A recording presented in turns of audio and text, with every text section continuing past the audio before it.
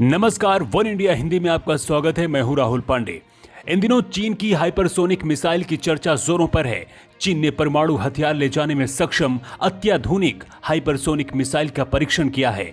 चीन के इस परीक्षण से अमेरिकी खुफिया एजेंसियां भी सकते में हैं। लेकिन आज हम बात करेंगे भारत की, क्योंकि भारत और चीन के बीच युद्ध जैसे हालात हैं। तो क्या भारत के पास भी कोई ऐसी मिसाइल है जो चीन की इस हाइपरसोनिक मिसाइल को टक्कर दे सके? क्या भारत भविष्य में ऐसे हथियार की योजना कोई बना रहा है? आज इसी चीज पर हम बात करेंगे।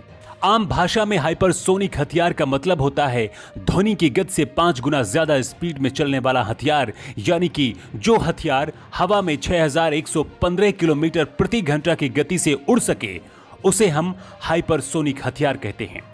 अगर यह हथियार समुद्र से कुछ ऊपर 1220 किलोमीटर प्रति घंटा की रफ्तार से उड़ता है तो इस पर हमला करना मुश्किल हो जाएगा।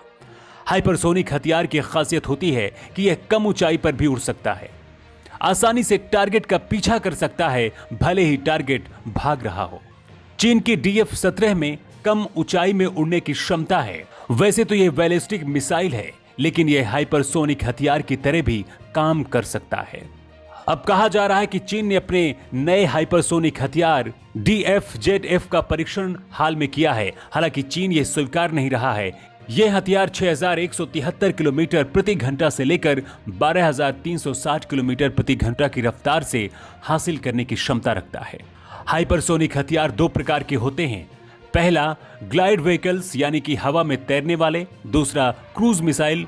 अभी दुनिया का फोकस ग्लाइड व्हीकल पर है, जिसके पीछे छोटी मिसाइल लगाई जाती है, फिर उसे मिसाइल लॉन्चर से जोड़ दिया जाता है। एक निश्चित दूरी तय करने के बाद मिसाइल अलग हो जाती है। उसके बाद ग्लाइड व्हीकल आसानी से उड़ते हुए टारगेट पर हमला कर देता है। चीन, अमेरिका और रूस के पास हाइपरसोनिक हथियारों की सबसे अत्याधुनिक तकनीकी मौजूद है।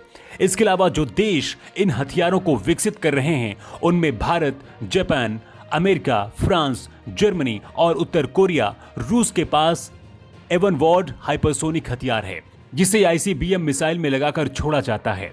रूस ने इस हथियार को अपनी सेना में साल 2019 में शामिल किया था। चीन के पास संभवतः 2 हाइपरसोनिक हथियार होने की संभावना जताई जा रही है, जिसमें से एक DF-17 और दूसरा DF-ZF है।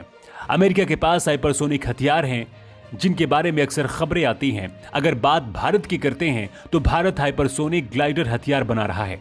इसका परीक्षण भी हो चुका है। DRDO ने मानव रहित स्कैप जेट का हाइपरसोनिक स्पीड फ्लाइट का सफल परीक्षण साल 2020 में किया था। इसे हाइपरसोनिक टेक्नोलॉजी डिमॉन्स्ट्रेटर व्हीकल कहते हैं। हाइपरसोनिक स्पीड फ्लाइट के लिए मानव रहित स्कैप जेट प्रदर्शन विमान है।